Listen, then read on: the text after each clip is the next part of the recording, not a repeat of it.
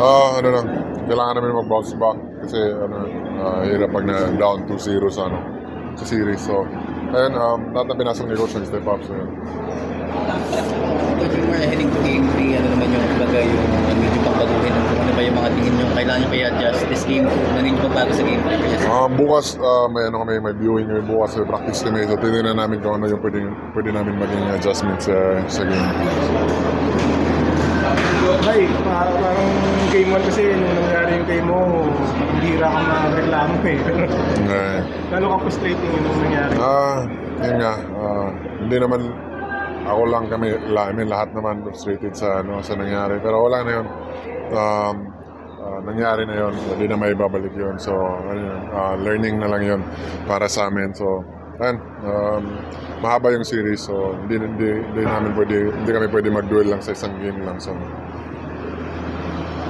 May chance na BBC kasi hindi ko iniisip yun.